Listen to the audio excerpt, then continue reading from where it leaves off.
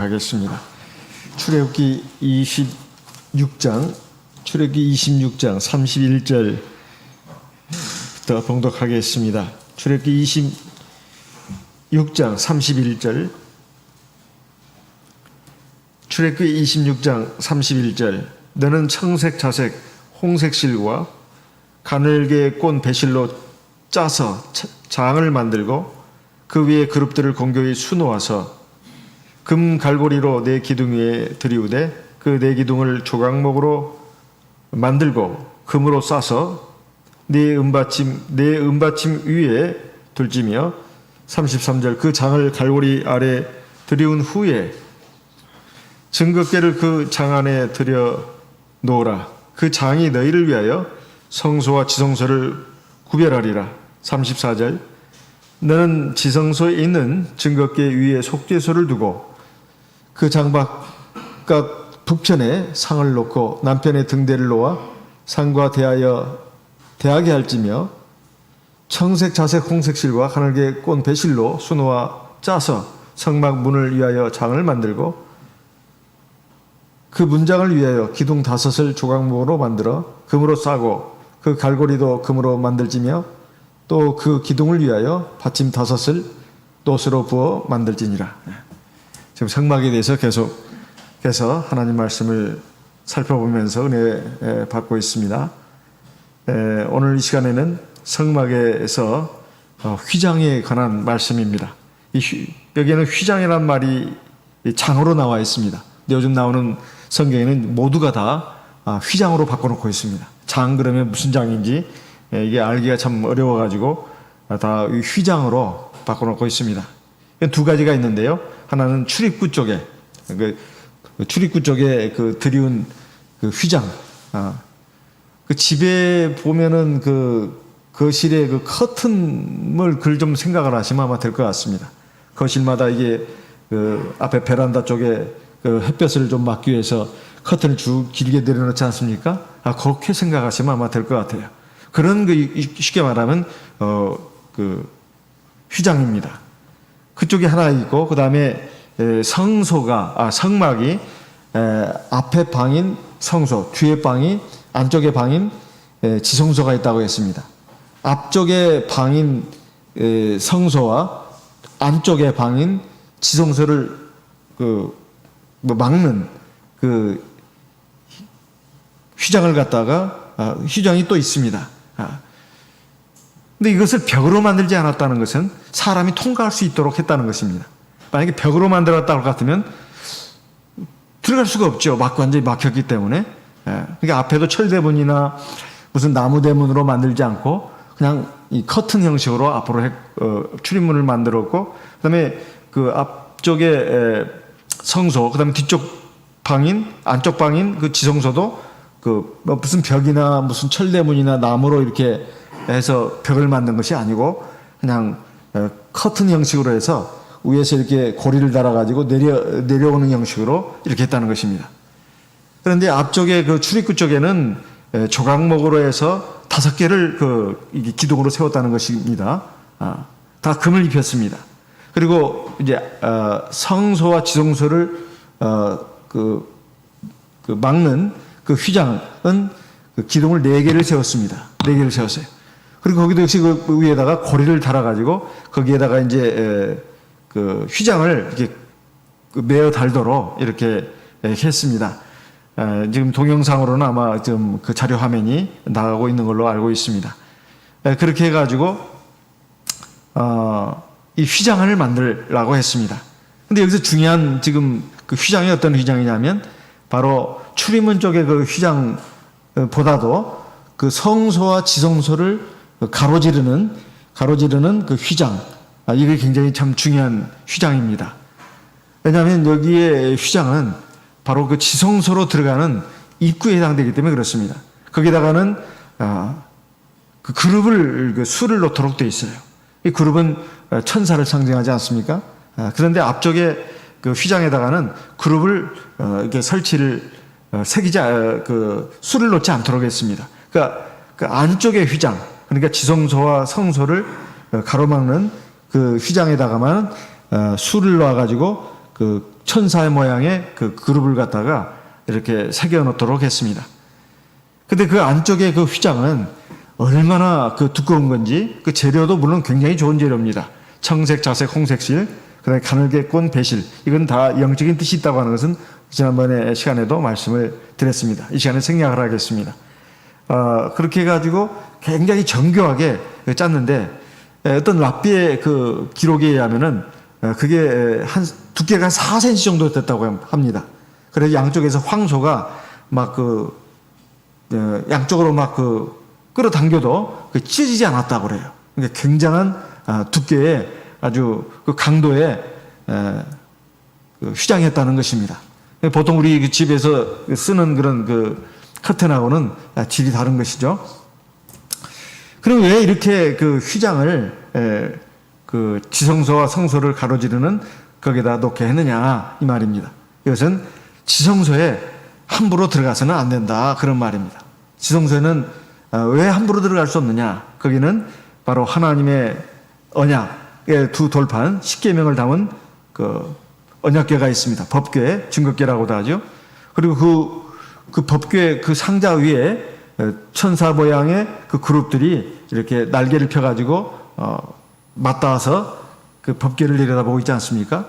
하나님이 거기서 하나님의 백성들을 만나 주신다고 했습니다. 언제 만나 주시느냐? 1년에 한 차례씩입니다. 그럼 보통 때는 어떻게 하느냐 이 말이에요. 보통 때는 제사장들이 아침 저녁으로 이게 어린 양, 1년 된 어린 양을 갖다 잡지 않습니까? 그래가지고 이제 그 성소 안에 들어가서 보통은 제사를 드립니다. 그리고는 1년에 딱 한 차례만 거기 들어간다 이 말이에요. 그래가지고 제사장은 대제사장은 물론이거니와 이스라엘 온 백성의 죄를 위해서 속죄 제사를 드리는 것입니다. 그러면 하나님이 그 피를 보시고 이제 이스라엘 백성의 모든 죄를 사하시고 만나 주시는 거예요. 그리고 은총을 베풀어 주시는 겁니다. 하나님의 말씀도 주시고 또 은총을 베풀어 주신다 하는 것입니다. 그러니까 이 휘장의 목적이 지성소는 함부로 들어올 수 없는 것이고 거기는 하나님이 계시는 곳이기 때문에 함부로 들어올 수 없고 오로지 1년에 한 차례씩 바로 대제사장이 희생의 피를 가지고 제물의 피를 가지고 거기에 들어가 가지고 이제 뿌림으로써 만날 수 있다 이런 말입니다. 그 휘장이 뭐냐 이 말이에요. 그 휘장이 바로 그 안쪽의 휘장이죠. 지성소와 성소를 가르는 휘장은 바로 예수 그리스도의 육체다 그런 말이에요. 히브리서 10장 19절 20절 말씀을 읽겠습니다. 히브리서 10장입니다. 히브리서 10장 19절. 히브리서 10장 19절. 그러므로 형제들아 우리가 예수의 피를 힘입어 성소에 들어갈 담력을 얻었나니. 여기에 성소 밑줄 그으시고요. 편이 없으면 안 그으셔도 됩니다. 이 성소는 지성소입니다. 요즘 나오는 표준 세번역 성경이라든가 킹제임스 영어 성경 그 다음에 그 한글 번역본을 보면 이거 다 지성소로 되어 있습니다. 이게 사실 지성소가 돼야 맞죠. 그래서 예수의 피를 힘입어 지성소에 들어갈 담력을 얻었나니. 20절 같이 읽어보겠습니다. 그 길은 우리를 위하여 휘장 가운데로 열어놓으신 새롭고 산 길이요 휘장은 곧 저의 육체니라. 그러니까 지성소와 성소를 가로지르는 그 휘장 그 커튼은 뭐냐 하면은 바로 예수님의 육체다 그런 말이에요. 그 예수님의 육체라고 그렇게 상징하는 것이 무슨 뜻인가? 바로 예수님께서 십자가에서 이제 모든 것을 다 이루셨다고 말씀하신 후에 숨을 거두지 않았습니까? 그때 그 성소의 휘장이 위에서부터 아래로 쫙 찢어졌다고 했습니다. 마태복음 27장 50절부터 보겠습니다. 마태복음 27장 50절입니다. 마태복음 27장 50절. 예수께서 다시 크게 소리 지르시고 영원히 떠나시다. 51절 같이 읽어보겠습니다. 이에 성소 휘장이 위로부터 아래까지 찢어져 둘이 되고 땅이 진동하며 바위가 터지고. 예수님이 이제 십자가에서 돌아가시니까 이제 하나님의 인간 구원의 길이 열린 거 아니겠습니까? 그러니까 이제 그 증거로서 바로 그 지성소와 성소를 가로지르는 그 휘장이 위에서부터 아래까지 쫙 찢어졌다 이 말이에요. 아까 말씀드린 바로는 두 마리의 황소가 양쪽에서 잡아당겨도 찢어지지 않는 그런 아주 굉장히 강한 그 휘장인데, 이렇게 누가 사람이 건들지도 않았는데 찢어졌다 이 말이에요. 이건 하나님의 역사다 그런 말입니다. 이것이 하나님의 역사라는 것이 그 증거로서 52절에 보니까 무덤들이 열리며 자던 성도의 몸이 많이 일어나되, 무덤들이 열리고 자던 성도들의 몸이 많이 일어났다. 부활이 일어났다 이 말이에요. 이건 이제 특별한 하나님의 역사죠. 그러니까 이 휘장이라고 하는 것이 바로 예수님의 육체를 가리키는 것이고, 그 육체가 예수님이 이제 세상에 오셔가지고 인간 구원의 경륜을 이루시고 나자 이제 그 휘장이 둘로 찢어졌다는 것입니다. 그럼 그 전까지는 하나님의 백성이라 하더라도 하나님의 백성이 함부로 그 지성소 안에 들어갈 수가 없었다 이런 말이에요. 그럼 누가 들어갔나? 바로 아론 대제사장, 제1대 대제사장입니다. 그리고 그 아론의 그 아들들이 대를 이어서 대제사장이 됐습니다. 그 대제사장만이 들어갈 수가 있었다는 것입니다. 그런데 그 대제사장이라 하더라도 함부로 들어갈 수 없었다 이거예요. 함부로 들어갈 수 없었다. 1년에 딱 한 차례만 들어갈 수 있도록 되어 있었다는 것입니다. 히브리서 9장 3절입니다. 히브리서 9장 3절. 히브리서 9장 3절. 또 둘째 휘장 뒤에 있는 장막을 지성소라 일컫나니. 7절. 오직 둘째 장막은 대제사장이 홀로 1년 1차씩 들어가되 피 없이는 아니하나니 이 피는 자기와 백성의 허물을 위하여 드리는 것이라. 이 둘째 장막은 바로 금방 말씀드린 지성소와 성소를 가로지르는 그 휘장을 가리키는 것입니다. 그래가지고 그 안에 그 둘째 장막은 바로 그 안의 장소, 지성소를 가리키는 거죠. 그 지성소에는 대제사장만이 1년에 한 번만 들어가도록 돼 있다.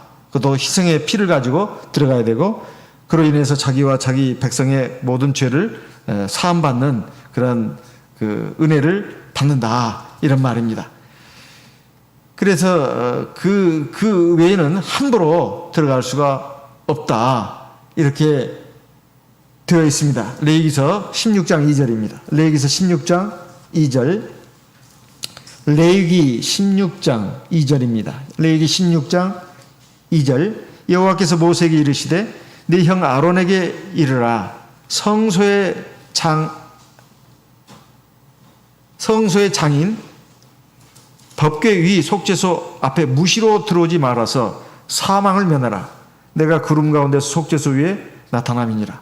아무리 대제사장이라도 함부로 어느 때나 들어올 수 있는 게 아니다 이런 말입니다. 그리고 여기에는 아무도 가까이 해서도 안 된다 이렇게 또 하나님께서 명을 하셨습니다. 민수기 1장 51절로 53절에 보게 되면 이 성막이 이제 해체가 돼가지고 이동을 해야 될 경우가 있지 않습니까? 그럴 때도 레위인들만 그것을 하도록 되어 있어요. 그리고 징겁게 사면에는 진을 쳐가지고 다른 사람은 절대로 접근을 못 하겠습니다. 그러면 그렇지 않으면 죽을 수가 있기 때문에 그만큼 그 거룩하고 영광스러운 것입니다. 그래서 그 하나님과 우리 하나님의 백성 사이에도 이 휘장이 이 가로막혀 있어가지고 함부로 들락거릴 수가 없었다는 거예요. 그래서 그 성소와 지성소 사이에 그 휘장, 그 커튼에다가는 이 그룹들을 형성해 놨는데 그 이유가 뭐냐 하면은 바로 아담과 하와가 범죄하고 나서 에덴 동산 쫓겨나지 않았습니까? 그래서 두루도는 화영검으로 그 에덴 동산을 입구를 막았죠. 그리고 그룹들로 하여금 지키게 했다. 이렇게 말씀하고 있습니다. 창세기 3장의 그 마지막 부분에 보면 그 생명나무에 이르는 그 길을 갖다가 차단을 했는데 그 화염으로 불길로 그걸 막았고 그릇들로 하여금 지키게 했습니다. 지금 여기 지성소도 일종의 아마 그런 광경을, 그런 장면을 연상케 합니다. 그래서 함부로 이렇게 들어갈 수가 없었다 이 말이에요. 들어갈 수 있다는 것은 바로 1년에 한 차례씩 이제 아까 말씀드린 것처럼 이스라엘 전 백성의 죄, 대제사장의 죄를까지 포함해 가지고 이제 사함 받을 수 있는, 죄 사함 받을 수 있는 그 장소로만 허락이 됐어요. 그리고 이제 그 죄를 하나님이 이제 그 희생제물의 피를 보시고 사해 주십니다. 그리고 생명의 은혜를 내려 주신단 말이에요. 복을 주신단 말이에요. 그래서 바로 그 휘장에서 우리가 얻을 수 있는 것은 이게 모든 것이 다 죄로 인해서 하나님과 인간 사이가 그 단절이 됐다는 것입니다. 그래서 이 죄 문제를 갖다가 어떻게 해결해야 되는가? 우리가 하나님 앞에 예수의 피를 가지고 나가면 하나님이 그 피를 보시고 우리의 죄를 사해 주시는 겁니다. 그게 은혜라고 합니다. 그러면 이제 평안이 옵니다. 평안이 와요. 하나님이 또 평안을 주시는 거죠. 그렇게 하신 분이 누군가? 바로 주 예수입니다. 이런 말씀이에요. 그래서 예수님께서 그 휘장을 다 찢으시고 나서 우리로 하여금 하나님께 나갈 수 있는 길을 열어놓으셨다. 이런 말이에요. 그렇다 해서 우리가 여기서 오해해서는 안 되는 것은 우리가 단독적으로 이제 하나님께로 나갈 수 있다. 그 말이 아닙니다. 예수를 힘입어서입니다. 예수를 힘입어서. 예수의 피를 힘입어서 나갈 수 있는 거예요. 그래서 이 휘장이 찢어졌다고 하는 것은 또 구약시대의 그 모세의 율법 가운데 의식법이 있습니다. 의식법. 그리고 제사법이 있어요. 의식법이라고 하는 것은 의례적인 그런 것에 대한 율법입니다. 예를 들면 할례법이라든가 제사법이라든가 절기법이라든가 음식법이라든가 각종 정결례법, 이런 것들이 다 의식에 관한 법이에요. 이것이 이제는 이제 완성된 것을 말합니다. 히브리서 9장 9절 10절 말씀 읽겠습니다. 히브리서 9장 9절 이 장막은 현재까지의 비윤이 이에 의지하여 드리는 예물과 제사가 섬기는 자로 그 양심상으로 온전케 할 수 없나니 10절 이런 것은 먹고 마시는 것과 여러 가지 씻는 것과 함께 육체의 예법만 되어 개혁할 때까지 맡겨둔 것이니라. 말이 좀 어려운 말처럼 들리는데요. 제가 금방 말씀드렸습니다. 십계명이 있고 십계명을 구체화한 모세율법이 있다고 했습니다. 근데 모세율법도 크게 두 가지입니다. 하나는 십계명을 세분화한 법이 있어요. 뭐 간음에 관한 거, 살인에 관한 거, 도적질에 관한 거 많이 있잖아요. 그런 것은 사실상 십계명입니다. 그 다음에 모세율법 가운데 의식법이 있어요. 할례라든가 제사법이라든가 그 다음에 절기법이라든가 그다음 각종 음식에 관한 법이라든가 정결례에 관한 법, 이런 것들은 십계명은 아니에요. 십계명은 아니고 하나님이 특별히 주신 법입니다. 주신 법이에요. 그래서 그걸 갖다가 또 협의의 좁은 의미의 모세율법이라고도 해요. 신약 성경에 가서 보면 율법의 의로는 의롭다함을 받을 수 없다. 여기에 십계명을 집어넣으면 안 됩니다. 거기는 그 주로 말하는 그 모세의 율법은 뭐냐면은 바로 의식법을 말하는 거예요. 할례라든가 제사법이라든가 절기법이라든가 그런 것을 말하는 것입니다. 그것이 이제 예수님의 십자가의 제사로 다 완성이 됐단 말이에요. 그러니까 신약 시대에 와서는 그런 것은 지킬 필요가 없는데, 다만 거기에서도 음식법 중에서도 목매어 죽인 거, 짐승의 피 이런 거 먹으면 안 된다. 이렇게 특별히 강조를 하는 겁니다. 물론 십계명도 들어있지만 모세율법에도 들어있는 것도 있죠. 예를 들면 음행. 그래서 네 가지인가를 금하지 않았습니까? 그러니까 모세율법도 두 가지가 있다 이 말이에요. 하나는 도덕법, 하나는 의식법. 이 도덕법은 사실상 십계명입니다. 이것은 그대로 그냥 지켜지는 것이고, 다만 모세율법 가운데서 의식법은 바로 이제 예수님이 십자가에서 돌아가시면서 다 완성이 된 거예요. 그래서 이제 더 이상 신약 시대에 와서는 양 잡아가지고 소 잡아가지고 비둘기 잡아가지고 제사 드릴 필요가 없고 할례를 받을 필요가 없고, 또 음식도 가려 먹을 필요도 없습니다. 구약의 율법 같으면 지금 돼지고기 먹을 수가 없어요. 삼겹살을 못 먹습니다. 미꾸라지도 못 먹어요. 추어탕도. 못 먹는 것들이에요, 다. 토끼고기도 못 먹습니다. 우리 토끼고기나 여러분들 안 잡숴봤는지 모르겠지만 어쨌든 못 먹는 것들이에요. 못 먹는 것들을 지금 우리가 먹을 수 있게 됐어요. 이것은 이제 신약 시대에 와서는 그것은 구약 시대 하나의 그림자로서 역할을 한 것이고 이제 그 교훈을 우리가 지키면 되는 것이고 다만 신약 시대도 변함이 없는 것은 십계명입니다. 십계명은 반드시 지켜야 된다 이런 말씀이에요. 그래서 이런 것들이 이제 휘장이 찢어짐으로써 이제 의식법을 더 이상 이제는 이제 지킬 필요가 없고 그것은 다 예수님의 십자가의 그 속죄제사로 다 완성이 됐다 이런 말입니다. 완성이 됐다. 그래서 이제 우리가 예수님을 통해서 담대히 하나님 앞에 나갈 수가 있게 된 것입니다. 그런데 이 구약 시대 그 희생 제물은 매번 제사를 드려야 했어요. 그렇지만 예수님의 죽으심으로 인해서 우리가 단번에 죄 문제를 해결하게 됐습니다. 이 부분이 굉장히 좀 심오한 부분입니다. 쉬우면서도 어려운 부분이에요. 무슨 말이냐면 예수님께서 십자가에서 우리를 위해서 죄를 해결해 주셨으니까 된 거 아니냐, 그거 믿기만 하면 되냐, 벌써 이것부터가 벌써 차이가 또 생기기 시작하는 거예요.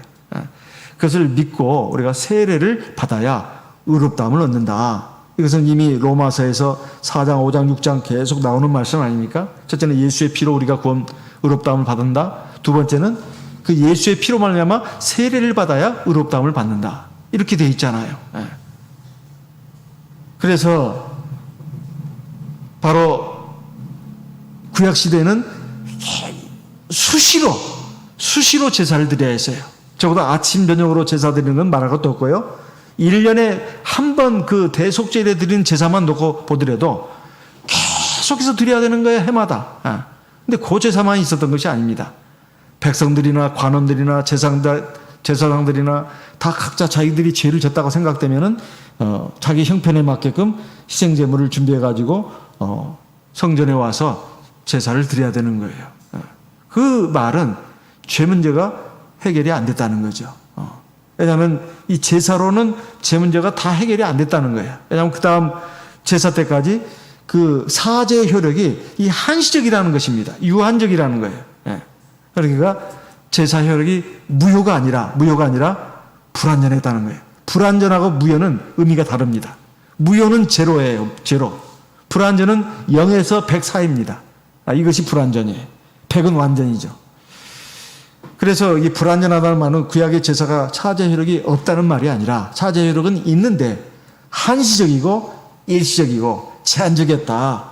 그런 의미에서 불완전했다 이런 말입니다. 히브리서 10장 3절 말씀을 보겠습니다. 히브리서 10장 3절입니다. 히브리서 10장 3절. 그러나 이 제사들은 해마다 죄를 생각하게 하는 것이 있나니 이는 황소와 염소의 피가 능히 죄를 없이 하지 못함이라. 5절. 그러므로 세상에 임하실 때에 가라사대 하나님이 제사와 예물을 원치 아니하시고 오직 나를 위하여 한 몸을 예비하셨도다. 그 무수한 동물의 피로 인한 제사가 죄 자체를 없애지를 못했다는 거예요. 그래서 한 분 예수 그리스도가 이제 오실 때까지 그것이 계속적으로 그때까지 한시적으로 하나님이 마련하신 속죄제사의 제도입니다. 그래가지고 예수님의 오심으로 말미암아 이제 그 문제가 해결됐다 이 말이에요. 히브리서 10장입니다. 10절. 이 뜻을 조차 예수 그리스도의 몸을 단번에 들이심으로 말미암아 우리가 거룩함을 얻었노라. 11절. 제사장마다 매일 서서 섬기며 자주 같은 제사를 드리되 이 제사는 언제든지 죄를 없게 하지 못하거니와. 12절. 오직 그리스도는 죄를 위하여 한 영원한 제사를 드리시고 하나님 우편에 앉으사. 이 부분이 굉장히 중요한 말씀입니다. 오직 그리스도는 죄를 위하여 한 영원한 제사를 드리고, 여기에 한 영원한 제사인데 영원한 제사예요. 예수님 십자가에서 드린 제사는 영원한 제사입니다. 이 말은 그 십자가에서 예수님이 흘리신 그 희생 제사가 딱 한 번이지만 그 효과가 계속된다는 거예요. 여기 영원이라는 것은 세상 끝날 때까지를 말하는 것입니다. 세상 끝날 때까지. 그 다음에요. 그 영원한 제사가 되도록 하기 위해서 하나님 우편에 앉으사. 예수님이 하나님인데 왜 하나님 그 정자리에 앉지 않으시고 왜 우편에 앉으십니까? 그것은 바로 이 제사지대와 관련이 있어요. 바로 우리가 세례를 받더라도 죄 짓거든요. 그래서 어떤 분은 말하지 않습니까? 목자님, 저 세례 다시 받으면 안 될까요? 제가 그렇게 말하는 분을 한두 번 본 게 아니에요. 왜 이런 고민이 없겠어요? 세례 받고 나서 지금까지 제가 다 취해진 거 생각하면 너무 많아요. 그런 분들이 한두 번이 아닙니다. 그때마다 제가 그래요. 아닙니다. 세례 한 번 받은 분은 더 받을 필요가 없습니다. 그럼 어떻게 해야 됩니까? 그게 바로 완전한 속죄제사인데, 그렇다 해서 예수님이 십자가에서 나를 위해서, 죄를 위해서 죽으셨다고 해가지고 내 과거의 이제 현재 이제 미래 이제까지 다 한꺼번에 사하셨다. 이게 일반 보통 교회에서 많이들 하는 말입니다. 그 말이 아니고, 과거의 죄는 다 세례받을 때까지 지은 죄는 다 사함받습니다. 그 다음 세례받고 나서부터 하늘나라 갈 때까지 짓는 죄를 어떻게 하냐 이 말이에요. 그게 바로 이겁니다. 예수님이 바로 하나님보다 우편에 앉으신다 이거예요. 언제까지? 세상 끝날까지. 하나님 심판날까지. 뭘 하시려고? 자기 백성의 죄를 위해서 제사를 드리려고. 어떻게 해요? 예수님이 또 그때마다 십자가에 또 매달려서 죽어야 되겠습니까? 그 말이 아니에요. 예수님의 흘리신 피는 계속해서 작동을 합니다. 한 번 세례받은 사람은 그 물 세례받았는데 그 물이 그냥 물이 아닙니다. 예수의 피예요. 그래서 세례받은 순간 그 영의 눈이 열려가지고 어이구 저거 피 속에서 뭐하나 그러니 그게 우리가 볼 때 물질적으로는 물이지만은 사실은 영적으로는 피입니다. 예수의 피예요. 성령이 역사하기 때문에. 그래서 세례받고 나서 짓는 죄, 이것은 바로 내가 세례를 받았으니까 두 번째 성령을 또 받아야 합니다. 성령을 받아야, 성령이 바로 예수의 영이에요. 예수님이 바로 하나님보다 우편에서 나를 위해서 속죄제사를 드려주는 거예요. 언제? 세례받은 내가 회개기도 할 때, 성령으로 회개기도 할 때 그 성령이, 즉 예수님의 영이 하나님께 나를 위해서 변호사로서 계속 기도를 해주는 거예요. 지금 이 사람이 회개기도하고 있습니다. 하나님 아버지여, 내 피를 보시고 이 사람의 죄를 용서해 주십시오. 하나님이 알았다고 합니다. 용서해 주겠다고. 그 하나님이 바로 예수님, 사실 같은 분이에요. 그런데 그 기능적인 어떤 역할을 지금 이렇게 말씀하고 있는 겁니다. 이게 굉장히 중요한 진리입니다. 세례 받고 나서 지은 죄는 어떻게 해야 됩니까? 우리 옛날부터 들었습니다. 회개하면 된다고. 근데 다 늘 걸쩍지근한 거예요. 걸쩍지근한. 근데 회개해서 어떻게 용서를 받는다는 것인지 그 원리입니다. 예수님이 하나님 보좌 우편에 앉으시는 거예요. 이것은 보혜사, 변호사. 보혜사라면 변호사라는 뜻이 있어요. 또 조력자라는 뜻이 있습니다. 두 가지 뜻이 있어요. 보혜사란 말의 뜻은 두 가지 뜻이 있어요. 그래서 하나님 보좌 우편에 앉으세요. 언제까지요? 13절입니다. 그 후에 자기 원수를 자기 발등상이 되게 하실 때까지 기다리시나니. 원수는 마귀죠. 마귀가 계속 역사하는 거예요. 특히 세상 사람들은 원래 마귀의 백성이니까 뭐 그렇게 거들떠 보지도 않습니다. 문제는 하나님의 백성이에요. 하나님의 백성이 다 약하다는 걸 알거든요. 믿음도 불완전하고 의지도 불완전하고 그래서 마음으로 생각으로 입술로 혀로 눈으로 손과 발로 막 죄짓게 하거든요. 그럼 어떡하냐 이 말이에요. 나는 죄 없어 그러면 안 됩니다. 하나님 내가 죄졌습니다. 그래서 예수의 피를 의지해서 내 안에 성령을 선물로 주신 것은 대제사장을 주신 거예요. 그걸 의지해서 하나님 앞에 기도하라는 것입니다. 그러면 하나님이 죄를 사하시는 거예요. 그런 역사가 바로 하나님의 구원의 역사입니다. 이것도 세상 끝날까지만이에요. 요한일서 1장을 보겠습니다. 요한일서 1장. 요한일서 1장. 요한일서 1장 7절입니다. 같이 읽어보겠습니다. 저가 빛 가운데 계신 것 같이 우리도 빛 가운데 행하면 우리가 서로 사귐이 있고 그 아들 예수의 피가 우리를 모든 죄에서 깨끗하게 하실 거예요. 우리가 누굽니까? 우리가 세상 사람이에요? 아니면 물과 성령으로 거듭난 우리 성도들이에요. 우리 성도들입니다. 물과 성령으로 거듭난 우리 성도들이에요. 세상 사람이 아니에요. 중요한 전제 조건이 있어요. 첫째는 뭐예요? 첫째는 우리가 빛 가운데서 있어야 되는 거예요. 이것은 믿음 생활을 해야 된다는 걸 말합니다. 믿음 생활을 해야 된다는 걸 말이에요. 하나님 빛이시잖아요. 하나님 안에서 사는 걸 말합니다. 그래야 예수의 피가 내가 살아가면서 이런 죄 저런 죄를 짓더라도 내 죄를 사해 주시는 거예요. 이게 첫 번째 요건이에요. 근데 그것으로 충분한 게 아닙니다. 두 번째 조건이 있어요. 바로 회개입니다. 8절. 만일 우리가 죄 없다면 스스로 속이고 진리가 우리 속에 있지 아니할 것이요. 9절 같이 읽어보겠습니다.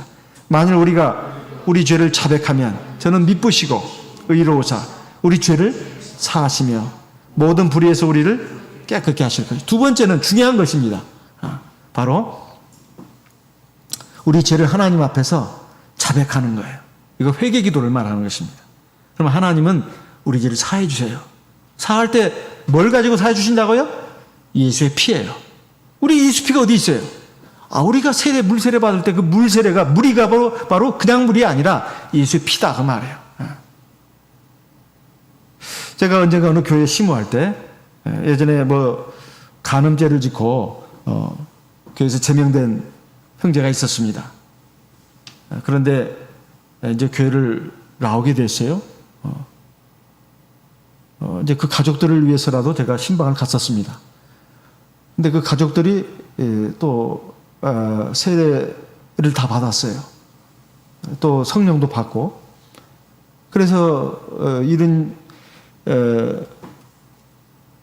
양으로 될 뻔했던 그 가족들이 결국은 이제 돌아오게 됐는데 그 남편도 이제 나오게 됐습니다. 그 남편이 나와서 막 울더라고요. 근데 교회를 나오라 마라 이 소리를 못 하겠더라고요. 근데 막 울면서 나중에 이제 물어봤습니다. 왜 이렇게 울었냐고 하니까 이게 방언 기도가 나오더래요. 그래서 자기가 하나님 나를 안 버리셨나 보다 하고. 그래서 제가 말했습니다. 에스겔 18장 33장의 예를 들어서 하나님 앞에 죽는 날까지 회개 기도하라고 회개하라고. 그럼 하나님이 긍휼히 임할지도 모른다고. 제가 구원받는다는 말을 감히 또 하기가 어려웠습니다. 왜 그러냐면 이게 여러 가지 또 일파만파가 문제가 일어날 수가 있기 때문에 본인을 위해서도 안 좋고 또 여러 가지 다른 사람을 위해서도 안 좋을 가능성이 있어서 제가 개인적으로 이제 그렇게 권면을 했는데 막 울면서 그랬습니다. 근데 중요한 것은 제 권면을 안 받아들였어요. 빛 가운데 있어야 합니다. 근데 나중에 또 죄를 짓더라고요. 또 죄를 져요. 교회 생활을 제대로 안 하면 그렇게 될 수밖에 없습니다. 마귀가 가만 안 놔둬요. 지금 제가 그 이제 소식이 이제 끊겼습니다만은 어쨌든 굉장히 참 그 가정도 또 파괴가 되고 또 어쨌든 너무나 그 들리는 소식이 가슴이 아픈 그 소식들입니다. 이것은 빛 가운데 있어야 됩니다. 그렇지 않으면 마귀가 가만 안 놔둔단 말이에요. 그리고 그 죄의 성은 굉장히 강합니다. 어떻게든지 하나님 백성을 넘어뜨리려고 한다 이 말이에요. 그러니까 중요한 것이 빛 가운데 있어야 되는 거예요. 두 번째는 통회하는 마음으로 다윗처럼 회개 기도해야 합니다. 그러면 하나님이 긍휼을 베풀어 주실 수 있다. 죄를 사해 줄 수 있다. 이런 말입니다. 다윗 얘기도 했습니다. 자, 2장으로 넘어가겠습니다. 요한일서 2장 1절 같이 읽어보겠습니다. 나의 자녀들아 내가 이것을 너희에게 쓰면 너희로 죄를 범치 않게 하려 함이라. 만일 누가 죄를 범하면 아버지 앞에서 우리에게 대언자가 있으니 곧 의로우신 예수 그리스도시라. 2절 같이 읽습니다. 저는 우리 죄를 위한 화목제물이니 우리만 위할 뿐 아니요 온 세상의 죄를 위하십니다. 여기 우리의 죄, 온 세상의 죄 두 가지가 나옵니다. 이것은 아직 세례 받기 전에 세상 사람들을 말합니다. 그것을 위해서 예수님이 피가 역사를 한다는 거예요. 예수 이름으로 세례 받으면 성령을 운행하는 참교회에서 예수 이름으로 세례를 받으면 죄사함 받습니다. 이게 일반 세상 사람이에요. 그 다음에 우리입니다. 우리. 이건 물과 성령으로 거듭난 우리 성도들은 어떻게 해야 되냐 이 말이에요. 우리에게 대언자가 있다. 보혜사가 있다 이 말이에요. 그래서 물과 성령으로 거듭난 성도들이 더 중요한 게 있어요. 난 이 세례 받았으니까 아닙니다. 세례 받고 나서 세례 받기 전에 죄보다는 좀 적게 지겠죠. 그렇다고 죄를 안 짓는 건 아니잖아요. 그건 거짓말하는 겁니다. 여러분, 이런 죄가 하나님과 우리 사이를 또 가로막는 거예요. 과거 이스라엘 백성들이 그랬잖아요. 다 할례도 받고 성막도 있고 그다음에 언약궤도 있는데 하나님이 막 내치셨잖아요. 버리셨잖아요. 그러니까 온갖 재앙이 임하고 고통이 임하고 그러지 않았어요? 너희들 나에게로 빨리 돌이켜라. 하나님이 계속 말씀하셨는데도 이스라엘 백성이 안 들었습니다. 하나님이 떠나시는 거예요. 그러면 고통이 있습니다. 평안이 없어요. 세상 사람 못지않게 공고함 가운데 살아야 됩니다. 그래서 우리가 하나님의 백성으로서 우리가 하나님 믿고 세례 받으면 성령 받으면 완전해진다 그 말이 아니라 우리 연약함을 아시기 때문에 바로 이 성막을 주신 겁니다. 그리고 이 제사 제도를 주신 거예요. 제사만 드리면 된다 이것도 오해할까 봐서 제일 중요한 것은 언약궤입니다. 십계명 언약궤 하나님 말씀 순종하라는 거죠. 이게 첫째입니다. 두 번째는 그걸 알고는 있는데 우리가 믿음이 약하고 마음이 약해서 육신이 약해서 불신앙과 불순종으로 죄를 진단 말이에요. 어떻게 하냐 이 말이에요. 우리가 이 동물의 희생의 피를 가지고 하나님 앞에 나가면 하나님 그 피를 보시고 즉 회개를 보시는 거죠. 죄를 사하시는 거예요. 하나님 만나 주시는 겁니다. 그리고 긍휼과 자비와 은총을 베풀어 주시는 거예요. 이것은 구약 시대나 신약 시대나 똑같습니다. 원리가 다른 게 아니에요. 구약 시대는 그 성막이었다면 오늘날에는 우리 몸이 바로 성전이에요. 언약궤는 어디 있어요? 우리 마음판에 이렇게 있다고 히브리서 10장에도 8장에도 두 군데 이렇게 같이 기록되어 있습니다. 그래서 이 휘장 안에 들어간다고 하는 것은 하나님의 거룩함, 하나님의 은혜 가운데 들어간다는 뜻이에요. 그래서 하나님 앞에 우리가 긍휼과 자비와 은총을 받는다는 것입니다. 그래서 히브리서 10장 19절 20절 아까 우리가 예배 시간 처음분에 읽었습니다. 형제들 우리가 예수의 피를 힘입어 지성소에 들어갈 담력을 얻었나니 그 길은 우리를 위하여 휘장 가운데 열어놓으신 새롭고 산 길이라 이렇게 말씀했습니다. 그 지성소 안에는 하나님의 십계명이 들어있는 언약궤가 있지 않습니까? 그 언약궤 위에 두 천사가 이게 날개를 펴가지고 밑을 내려다보고 있습니다. 그걸 속죄소라고 했습니다. 이걸 시은자라고도 해요. 왜냐하면 거기다가 희생의 피를 뿌리면 하나님이 그 죄를 용서하시는 거예요. 그리고 하나님의 백성을 만나주시는 겁니다. 이건 은혜를 베푸신다는 뜻이에요. 그래서 시은좌라고 하는 것입니다. 그럼 지금 오늘날 우리에 대해서 말씀드리면 어떻게 되겠습니까? 히브리서 2장 17절 말씀을 읽어보겠습니다. 히브리서 2장입니다. 히브리서 2장 17절. 히브리서 2장 17절입니다. 같이 읽어보겠습니다. 히브리서 2장 17절. 그러므로 저가 범사에 형제들과 같이 되심이 마땅하도다. 이는 하나님의 일에 자비하고 충성된 대제사장이 되어 백성의 죄를 구속하려 하십니다. 이 백성은 우리 하나님의 백성을 말하는 것입니다. 누가요? 예수님이 대제사장이 돼가지고 우리의 죄를 구속하려 하십니다. 이 말입니다. 우리의 죄를 용서하시고 우리가 또 죄를 이길 수 있도록 도와주십니다. 18절 같이 읽어보겠습니다. 저희가 시험을 받아 고난을 당하셨은즉 시험 받는 자들을 등이 도우시느니라. 이 죄 문제에 관련해 가지고 우리에게 대제사장으로서 우리 예수님이 지금 성령으로 우리 안에 들어와 있다. 그래서 성령을 받는 게 굉장히 중요해요. 성령을 받아야 하나님 말씀도 잘 깨닫고 하나님 말씀에 순종할 수 있어요. 성령을 안 받으면 자기 육신의 정욕에 막 끌려갈 때가 많아요. 그리고 세상에 안 좋은 그 문화에 막 휩쓸려 갑니다. 그걸 어떻게 할 수가 없어요. 자기 의지로 막 이겨내야죠. 근데 성령을 받으면 받았다고 끝나는 게 아닙니다.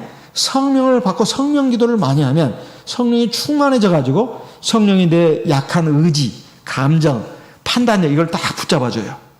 그래서 어떤 죄가 오더라도 이겨낼 수 있는 힘을, 지혜를 주십니다. 두 번째, 죄 문제만 해결해 주시는 게 아닙니다. 더 중요한 게 또 있습니다. 히브리서 4장 14절입니다. 히브리서 4장 14절. 그러므로 우리에게 큰 대제사장이 있으니 승천하신 자 곧 하나님 아들 예수시라. 우리가 믿는 도리를 굳게 잡을지어다. 15절 우리에게 있는 대제사장은 우리 연약함을 채울하지 아니하는 자가 아니요 모든 일에 우리와 한결같이 시험을 받은 자로되 죄는 없으십니다. 16절 같이 읽습니다. 그러므로 우리가 긍휼하심을 받고 때를 따라 돕는 은혜를 얻기 위하여 은혜의 보좌 앞에 담대히 나갈 것입니다. 이 은혜의 보좌는 쉬운 자를 말하는 지성소. 우리가 약하다는 것을 굉장히 하나님 불쌍히 보신다. 채울한다는 것은 불쌍히 여긴다는 뜻입니다. 그래서 우리가 그 하나님의 긍휼 사랑을 믿고 때를 따라 돕는 은혜. 뭐예요? 때에 딱 맞는 은혜예요. 우리가 살아가면서 이런 어려움 저런 어려움이 있잖아요. 이런 아픔 저런 고통이 있잖아요. 그때마다 우리가 누구한테 가서 하소해가지고 완벽하게 해결되는 게 아닙니다. 우리 하나님 앞에 나가야 돼요. 그러면 제사장 예수님께서 우리를 갖다가 도와주신다 이 말이에요. 도와주신다 이 말이에요. 그러니까 우리가 이 대제사장을 모시고 있다는 것을 참 감사하게 알고 첫째 우리 죄 문제를 해결하기 위해서 두 번째 우리는 굉장히 약한 존재입니다. 제가 하나님 나라에 갈 때까지 이 인생의 광야 길을 가는 데 있어서 여러 가지 크고 어려운 많은 문제들이 생겨요. 우리 이거 다 해결할 수가 없어요. 그걸 도와주십니다. 얼마나 감사해요. 자, 그러려면 우리의 삶이 어떤 내용으로 돼야 되느냐. 히브리서 10장 21절 보겠습니다. 히브리서 10장 21절. 히브리서 10장 21절. 또 하나님의 집 다스리는 큰 제사장이 계시매. 하나님의 집, 성전이죠. 성막입니다. 우리 몸도 하나님의 성전이에요. 교회도 하나님의 성전이고 하나님의 집입니다. 큰 제사장이 계신다. 교회도 계시고 내 안에도 성령으로 지금 들어와 계시잖아요. 계시면 어떻게 하라고요? 22절 같이 읽어보겠습니다. 우리가 마음에 뿌림을 받아 양심의 악을 깨닫고 몸을 맑은 물로 씻었으니 세례를 받았으니 곧 참마음과 온전한 믿음으로 하나님께 나가. 첫째, 참마음과 온전한 믿음으로 하나님께 나가는 거. 이게 굉장히 중요합니다. 교회 생활 잘 해야 된다는 거예요. 그리고 혼자 있을 때도 하나님 앞에 제사 드릴 수 있어야 돼요. 이건 기도하는 거, 하나님 말씀을 먹는 걸 말합니다. 이것이 바로 참마음과 온전한 믿음 하나님께 나가는 이게 첫째입니다. 두 번째 뭡니까? 23절 또 약속하신 이는 믿으시네. 우리가 믿는 도리에 뭐요? 소망을 움직이지 말고 굳게 잡아. 우리 소망이 뭐냐 이 말이야. 이 세상이 아닙니다. 저 하나님 나라에 들어가는 거, 천국에 들어가는 거, 이게 소망이에요. 이것을 굳게 잡아야 된다는 거예요. 이게. 예수 믿고 교회 생활하면 마음이 편하다고 그래 누가 그러는디. 그러려고 우리가 하나님 믿는 것입니까? 꼭 그럴 필요가 없습니다. 그럴 것 같으면. 그것은 보너스 선물입니다. 진짜 중요한 건 천국에 들어가기 위해서예요. 이 소망을 굳게 잡아요. 세 번째 뭐예요? 세 번째 24절 같이 읽어보겠습니다. 서로 돌아보아 사랑과 선행을 격려하며. 우리가 사람에 대해서 사랑을 해야 돼요. 그리고 내가 할 수 있는 한 선을 행해야 합니다. 이게 굉장히 중요한 거예요. 이제 사람에 대해서, 내 가족에 대해서, 교회 우리 형제자매들에 대해서, 또 이웃에 대해서. 네 번째 뭐예요? 네 번째 25절 같이 읽어보겠습니다. 모이기를 패하는 어떤 사람들의 습관과 같이 하지 말고 오직 권하여 그날이 가까움을 볼수록 더욱 그리하자. 이게 뭐예요? 모임을 패하지 말고. 이게 뭔 말이에요? 예배 참석을 어떻게 하라고요? 열심히 해야 된다 이 말이에요. 성실하게. 세상 끝날이 가까울수록 예배를 소홀히 하면 안 됩니다. 정말로 가정 예배든 교회 예배든 어쨌든 간에 하나님 앞에 이 예배 드리는 거, 이것을 절대로 소홀히 해서는 안 됩니다. 이 네 가지가 우리가 하나님의 성막에 휘장을 설치하면서 이 휘장의 의미가 주는 의미가 무엇인가, 이것을 우리에게 지금 알려줬습니다. 우리는 다 약한 존재인 것을 하나님은 아십니다. 그래서 우리에게 완전한 구원을 얻을 수 있도록 하나님께서는 정말로 지혜롭게 완전한 지혜를 가지고 우리를 위해서 이것을 예배에 놓으시고 우리에게 하라고 한 것입니다. 하나님을 위한 게 아니에요. 바로 저와 우리 모든 성도님들을 위해서 이 성막을 주신 것입니다. 얼마나 감사합니까? 하나님의 은혜, 하나님의 공의, 사랑, 이런 것들이 바로 이 성막을 통해서 우리에게 완전하게 나타나는 것입니다. 우리 하나님의 크고 놀라운 사랑, 이 진리를 우리가 바로 깨닫고 하나님 앞에 온전히 설 수 있도록 주여 도와주시옵소서.